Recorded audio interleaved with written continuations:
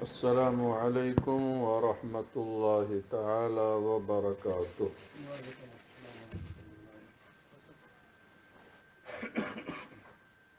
الحمد للہ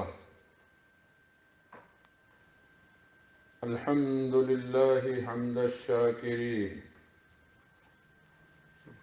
والصلاة والسلام على أفضل الأنبياء والمرسلين وعلى آله وأصحابه الطيبين الطاهرين وسائر من تبعهم بإحسان إلى يوم الدين. أما بعد، فأعوذ بالله من الشيطان الرجيم. بسم الله الرحمن الرحيم.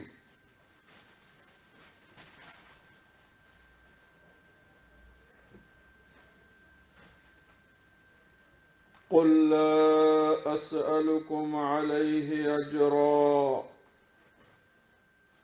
إلا المودة في القربى. صدق الله مولانا العظيم وصدق نبينا وحبيبنا وطبيبنا الكريم عليه أفضل الصلاة وأكمل التسليم، ونحن على ما قال ربنا ومولانا لمن الشاهدين والشاكرين والمطمئنين والموقنين، والحمد لله رب العالمين۔ عقیدت کے ساتھ، محبت کے ساتھ درود و سلام کا نذرانہ بارگاہ مصطفیٰ علیہ التحیۃ والثناء میں پیش کریں۔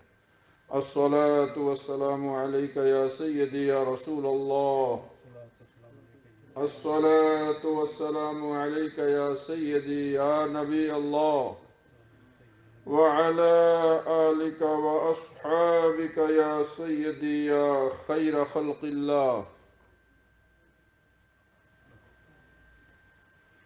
حسین جیسا شہید اعظم جہاں میں کوئی ہوا نہیں، حسین جیسا شہید اعظم جہاں میں کوئی ہوا نہیں ہے، چھری کے نیچے گلا ہے لیکن کسی سے کوئی گلا نہیں۔ اور قتل حسین اصل میں مرگ یزید ہے، قتل حسین اصل میں مرگ یزید ہے، اسلام زندہ ہوتا ہے ہر کربلا کے بعد۔ حضرات گرامی وقار،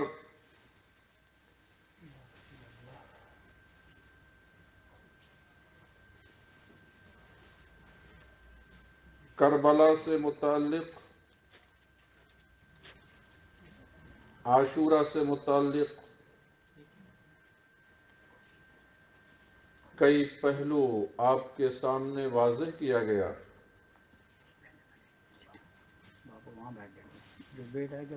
آج ایک خاص پہلو آپ کی خدمت میں پیش کرنا ہے۔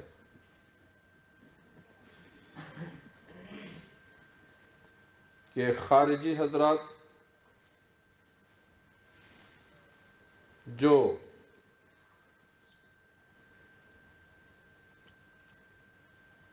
اہل بیت کرام کی شان میں صریح گستاخی کرتے ہیں،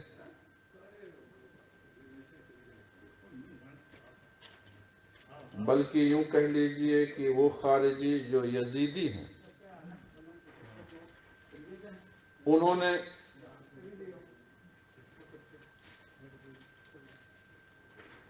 بڑی بے شرمی کے ساتھ یہ لکھتے ہیں، یہ بولتے ہیں کہ امام حسین رضی اللہ تعالی عنہ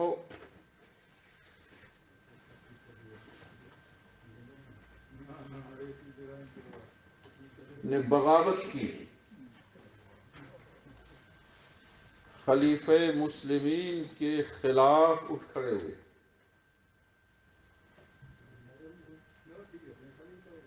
اور باغی کی سزا ہے قتال،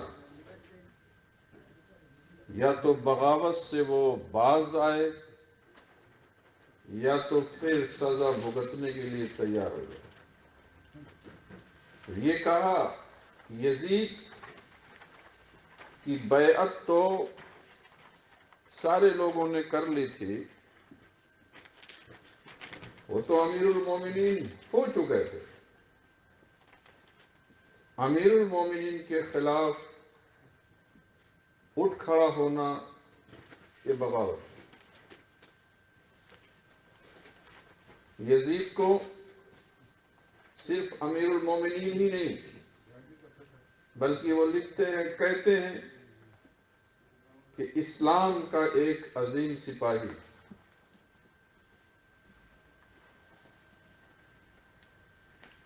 امیر المومنین، خلیفۃ المسلمین یزید ابن معاویہ رضی اللہ عنہ، حضرت امیر معاویہ کے لیے نہیں، یزید کے لیے رضی اللہ عنہ، کہا جناب صحابہ میں ایک بڑی اونچی ہستی تھی حضرت عبداللہ ابن عمر رضی اللہ تعالی عنہ کی، انہوں نے تو معرکہ کربلا کے بعد بھی، کربلا کے تپتے میدان میں بھوکے اور پیاسے اہل بیت کو شہید کیا گیا، اس کے بعد بھی حضرت عبداللہ ابن عمر نے یزید کی بیعت نہیں توڑی۔ تو ایسے امیر کے خلاف اٹھ کھڑا ہونا یہ بغاوت۔ ہم نے بہت مختصر انداز میں بہت سال ہوا پہلے ایک ایسے علمی شہر میں ہم نے پیش کیا، بھائی جب اس قدر آپ یزید پلیت کے گن گاتے ہو تو اپنے گھروں پہ، اپنے خاندان پہ جب اولاد پیدا ہو تو ان کا نام بھی رکھو نا، وہی یزید رکھو، شمر رکھو، ابن زیاد رکھو، یہ رکھو کچھ نا۔ یہ کیا اندر کچھ ہے باہر کچھ ہے، دو رنگی چھوڑ دے ایک رنگ ہو جا، سراسر موم یا تو سنگ ہو جا، یہ دو رخا پہلو ٹھیک نہیں ہے۔ نم رکھو تاکہ قوم بھی سمجھ جائے کہ کون یزیدی ہے کون حسینی ہے۔ اور آج حال یہ ہے کہ شرق و غرب میں جاؤ، جہاں چند گھر مسلمان ہیں، بچہ پیدا ہوا محمد حسین، غلام حسین، غلام حسن، حسن محمد، یہ محبت کی ایک نشانی ہے، دلیل ہے۔ اگر تم کو یزید اور یزیدیوں سے محبت ہے تو ذرا اپنی اولاد کا نام رکھ کے دیکھو تاکہ قوم سمجھ جائے۔ اور یہ اس قسم کے لوگ بخاری شریف کی ایک حدیث پاک پیش کر کے یزید کی فضیلت کو پوری دنیا میں اس کا اشتہار، اس کی تشہیر کر، اور بخاری شریف کی حدیث جو حدیث کی کتابوں میں جو 6 بک بہت اسٹرانگ ہیں، ان میں بھی صحیح البخاری سب سے زیادہ مضبوط بک ہے۔ ائمہ نے فرمایا اصح الکتب بعد کتاب اللہ الجامع الصحیح للبخاری، قرآن مقدس کے بعد روئے زمین پر سب سے زیادہ اسٹرانگ بک، سب سے صحیح ترین کتاب وہ صحیح بخاری شریف۔ کہتے بھائی بخاری شریف کی حدیث میں یزید کے فضائل بہت واضح طریقے سے بیان ہیں، پھر بھی آپ لوگ اس پر لعن طعن کرتے ہیں، اس کی برائیاں بیان کرتے ہیں، اور خاص طور سے جب محرم الحرام کا چاند طلوع ہوتا ہے تو اس مہینے میں تو آپ بالکل ہر مجلس ہر نشست۔ کہا بھائی وہ کون سی حدیث ہے؟ ہاں یہ دیکھو صحیح البخاری جلد اول صفحہ 410، یہ حدیث بڑی جلیل القدر صحابیاں ہیں، مصطفیٰ کریم کی محبت میں غرق رہتی تھی وہ صحابیہ، حضرت ام حرام بنت ملحان رضی اللہ تعالی، وہ اس حدیث کی راویہ ہیں کہ مصطفیٰ کریم صلی اللہ علیہ وسلم نے ارشاد فرمایا اول جیش من امتی یغزون مدینہ قیصر مغفور لهم۔ حضور نے فرمایا میری امت کا پہلا لشکر جو قیصر کے شہر پر غزوہ کرے گا، حملہ آور ہوگا، اس کے لیے مغفرت ہے۔ اور یزید قسطنطنیہ پر حملہ آور ہوا تو یہ تو اتنی زیادہ اسٹرانگ حدیث کے اندر یہ داخل ہے فضیلت اتنی زیادہ، اس پر آپ لعن طعن کرتے ہیں۔ نبی نے جن کی مغفرت کی بشارت دے دی آپ ان پر لعن طعن کرتے ہیں۔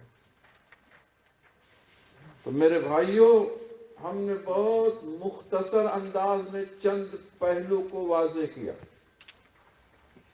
ہم نے کہا حدیث تو بہت سے لوگ پیش کرتے ہیں، وہ بھی پیش کرتے ہیں جو اپنے کو اہل حدیث ہی کہتے ہیں، اور بالکل حدیث سے دور۔ کسی نے صحیح کہا ہے کہ بے عشق محمد جو پڑھاتے ہیں بخاری، آتا ہے بخار ان کو بخاری نہیں آتی۔ حدیث شریف سمجھنے کے لیے مصطفیٰ کریم کا عشق، محبت نبوی کی شمع اگر دل میں روشن ہوگی تو پھر حدیث کا مفہوم بھی سچا سچا سمجھ میں آئے گا۔ میں چند پہلو پر دھیان دلانا چاہتا ہوں کہ مصطفیٰ کریم نے فرمایا کیا؟ فرمایا اول جیش من امتی، یہ نہیں فرمایا کہ جو بھی حملہ آور ہوگا روم کے شہر پر اس کے لیے بشارت ہے، مغفرت کی، جنت کی، نہیں، اول جیش، فرسٹ لشکر، اول میں نہیں، پہلا، یہ تو کلیئر فرما دیا میرے آقا نے، اول جیش۔ تاریخ کی کتابیں اٹھا کر دیکھو، تاریخ طبری ہو، تاریخ کامل ہو، ابن اسیر ہو، ابن خلدون ہو، حدیث کی کتابیں اٹھا کر کے دیکھو، عمدۃ القاری ہو، فتح الباری ہو، ارشاد الساری ہو، سب اٹھا کے دیکھو، سب سے پہلا حملہ جو قیصر کے شہر پر ہوا وہ مصطفیٰ کریم کی ظاہری حیات طیبہ میں سن 8 ہجری میں، سن 8 ہجری میں، جسے تاریخ اسلام غزوہ موتا کہتی ہے۔ غزوہ موتا جو پیش آیا سن 8 ہجری میں، وہ پہلا لشکر ہے جس نے قیصر کے شہر پر حملہ کیا۔ میرے آقا نے تو پہلے لشکر کی بشارت دی ہے، اور اسی بخاری کی حدیث میں ہے، وہی حضرت ام حرام بنت ملحان فرماتی ہیں یا رسول اللہ یہ تو بڑی پاکیزہ جماعت ہوگی جو حملہ آور ہوگی، آپ کی زبان سے جس کے لیے مغفرت کی بشارت ہوگی تو وہ تو بخشا ہی گیا، یا رسول اللہ آپ مجھے اسی میں کر دیجئے۔ صحابیہ کا یہ عقیدہ تھا کہ خدائے پاک نے اپنے محبوب کے اختیار میں دیا ہے، جس کو چاہیں بخشے ہوئے میں کر دے، جس کو چاہیں مردودین میں کر دے۔ میرے آقا نے فرمایا انت منہم، تو انہی میں سے ہے۔ آج بھی جا کے دیکھیے سی سائٹ کے قریب میں حضرت ام حرام بنت ملحان کا مزار شریف وہاں بنا ہوا ہے. وہ صحابیہ، وہ پہلا لشکر. اور دوسرا حملہ جو ہوا ہے سن 16 ہجری میں، 16 ہجری میں، حضرت عمر ابن خطاب رضی اللہ تعالیٰ عنہ کا عہد خلافت تھا. اس وقت تو یزید پیدا بھی نہیں ہوا تھا. تیسرا حملہ جب ہوا ہے سن 32 ہجری میں، حضرت امیر معاویہ رضی اللہ تعالیٰ عنہ کی قیادت میں. ابھی یزید پیدا تو ہو گیا تھا، 2-4 سال کا تھا.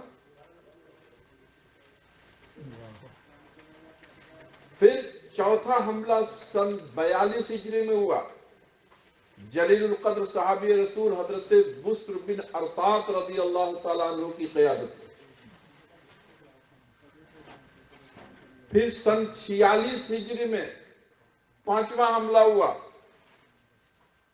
حضرت عبد الرحمن بن خالد بن ولید سیف اللہ ان کے شہزادے کی قیادت میں.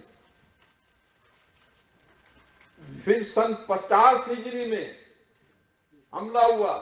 50 کے بعد 52 وغیرہ میں ایک حملہ ہوا تو یزید سے کہا گیا، مگر وہ اس نے سستی ظاہر کی، لیزی ہوا، نہیں گیا. اس کے بعد پھر کوئی حملہ ہوا تو اس میں وہ گیا. بتائیے، پہلے میں نہیں، دوسرے میں نہیں، تیسرے میں تو پہلا ہوا تو وہ بھی بہت ابھی گھٹنے کے بل چلنے والا.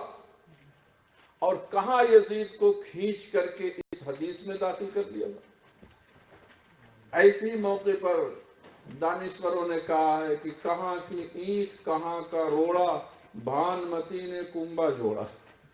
یعنی کوئی رابط نہیں، کوئی اٹیچ نہیں، کوئی معاملہ، کوئی کنیکشن نہیں، کھینچ تان کر کے اتنی محبت یزید سے ہو گئی، اس حدیث میں داخل کر دیا. پھر اے میرے احباب، حدیث سمجھنے کے لیے حدیث کا جو ذخیرہ ہے ہر پوائنٹ کو دیکھنا رہتا ہے.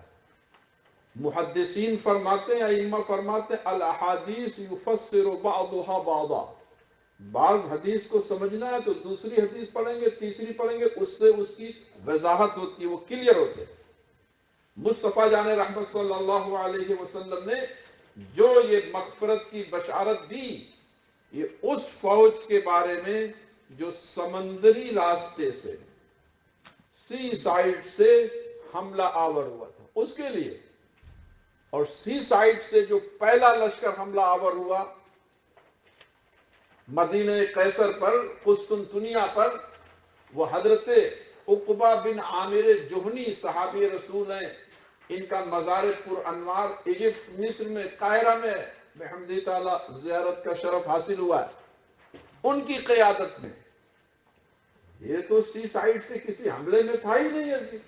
یہ کہاں سے جوڑ دیا تھا؟ پھر ایک پہلو یہ بھی قابل غور ہے کہ آپ نے کہا قسطنطنیہ پر حملہ کیا، اور حضور نے بشارت دی ہے کہ جو حملہ کرے گا آپ اس کی بشارت مغفرت کی ہے، جنت کی بشارت ہے. جناب مصطفیٰ کریم نے قسطنطنیہ نہیں فرمایا، فرمایا اول جیش من امتی یغزون مدینہ قیصر. قیصر کہتے تھے روم کے بادشاہ کو، جیسے حبشہ کے بادشاہ کو نجاشی، ایسے قیصر روم کے بادشاہ. تو کسی حکمراں کا جب شہر بولا جاتا ہے تو اس سے مراد ہے دار الخلافہ، اور روم کا دار الخلافہ اس وقت تھا حمص. حمص اس شہر کا نام، حمص، قسطنطنیہ نہیں. تو قسطنطنیہ کے حملے کو تو یہاں پہ جوڑنا، یہ بھی ایک مالا خیز معاملہ ہے، یہ بھی محل نظر ہے. مدینہ قیصر سے اگر دار الحکومت مراد ہے تو وہ تو حمص شہر تھا، وہ کہاں سے؟ اور پھر یہ بھی دیکھو کہ مصطفیٰ کریم صلی اللہ علیہ وسلم نے فرمایا کیا؟ اول جیش، اول، پھر فرمایا من امتی. یہ امتی کا جو لفظ فرمایا نا، میری امت، یہ شرافت کے لیے، اعزاز کے لیے، عزت کے لیے، عظمت و احترام کے لیے. جیسے مسجد کو کیا کہتے ہیں؟ اللہ کا گھر. کعبہ شریف کو کیا کہتے ہیں؟ بیت اللہ. سارے پلیس سب اللہ کے ہیں، سب اللہ مالک. لیکن کیوں کہا اس کو بیت اللہ؟ اس کی عزت کے لیے، اس کے احترام کے لیے. تو یہ من امتی، مصطفیٰ کریم نے فرمایا میری امت سے، یعنی جو عزت والی امت ہوگی، حرمت والی امت ہوگی، وہ کیا یزید جیسے بد کردار، بد اعمال، پلید، گندے کارنامے والا شخص کیا اس عزت کا حقدار ہے؟ ایک ایک لفظ پر غور کرو تو کسی بھی صورت سے اس حدیث کی بشارت کے تحت یزید نہیں آتا ہے. میرے آقا نے فرمایا اول جیش من امتی یغزون مدینہ قیصر. آپ اگر تھوڑی سی بھی کتاب پڑھتے ہوں گے تاریخ کی، ایک ہے غزوہ، ایک ہے سریہ. یغزون یہ غزوہ سے ہے، اور غزوہ اس کو کہتے ہیں کہ جس لڑائی میں مصطفیٰ کریم صلی اللہ علیہ وسلم جلوہ افروز ہو. آقا کریم ظاہری دنیا سے تشریف لے گئے، یزید تو اس وقت تک پیدا بھی نہیں ہوا، بون بھی نہیں ہوا، اور آپ اس کو داخل کر رہے ہیں. یغزون مدینہ قیصر. مدینہ قیصر پہ گفتگو کیا کہ کون سا شہر ہے. پھر میرے آقا نے فرمایا مغفور لہم، ان کے لیے مغفرت. کیا مطلب ہوا کہ اگر مدینہ قیصر پر حملہ آور ہو گیا بندہ، اس کے بعد اگر مرتد ہو گیا، گندے کرتوت اس کے ہو گئے، تو کیا بس مغفرت ہو گئی؟ نہیں، ائمہ فرماتے وہ اہل مغفرت سے رہے گا تو اللہ تعالی کی جانب سے اس کی مغفرت ہے ہی ہے. جیسے جامع ترمذی شریف جو حدیث کی فیمس بک ہے، اس میں حدیث مشہور ہے، مصطفیٰ کریم صلی اللہ علیہ وسلم فرماتے ہیں دو مسلمان جب آپس میں ملتے ہیں، سلام کرتے ہیں، مصافحہ کرتے ہیں، ابھی وہ دونوں جدا نہیں ہوتے ہیں کہ اللہ تعالیٰ دونوں کو بخش دیتا ہے. کتنا اعزاز ہے ایک مسلمان دوسرے مسلمان سے سلام کرے، مصافحہ کرے، معاملہ کرے. تو اس کا مطلب یہ نہیں ہے کہ اب اس وقت تو کرونا کی وجہ سے اتنا تو معاملہ نہیں ہو پاتا ہے، لیکن آپ نے سوچا لاؤ یہ فضیلت جمع کر لیں، مصافحہ معانقہ کر لیتے ہیں، مغفرت تو ہو جائے گی. اس کے بعد 5 وقت کی نماز گول. کہا کیا ہوا؟ کہا وہ مغفرت کا پروانہ لے لیے. کہا یہ تو اچھا نسخہ ہو گیا تھا. مطلب کیا ہے؟ یہ تمہارا مصافحہ کرنا یہ ذریعے مغفرت بنے گا جب تم اہل مغفرت میں اپنے کو رکھو گے. تب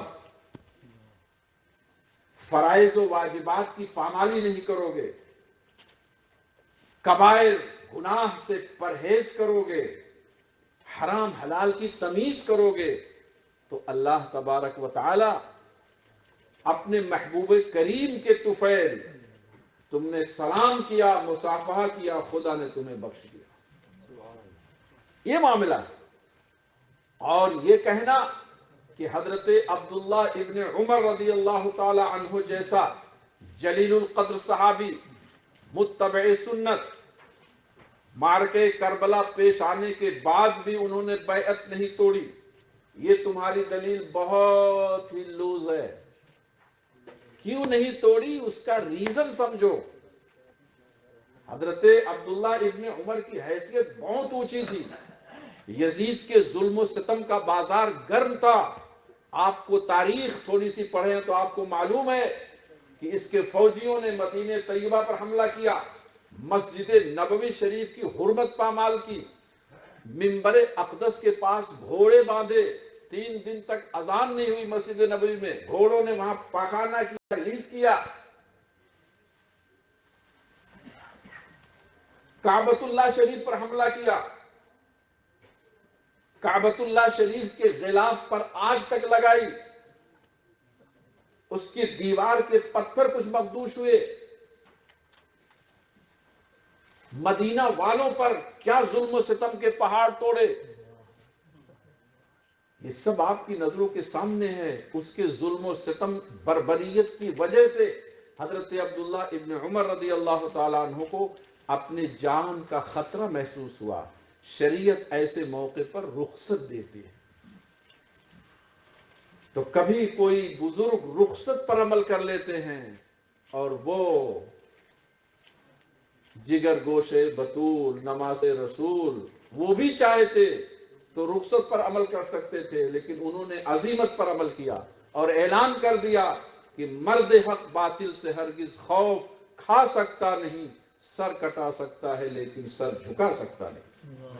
اللہ تبارک و تعالی ہم سب کو ان پاکیزہ نفوس کے نقش قدم پر چلنے کی توفیق عطا فرمائے اور یزیدیوں سے، خارجیوں سے، یوں ہی رافضیوں سے، رافضی نما تفضیلیوں سے اللہ ہم سب کو محفوظ رکھے. وآخر دعوانا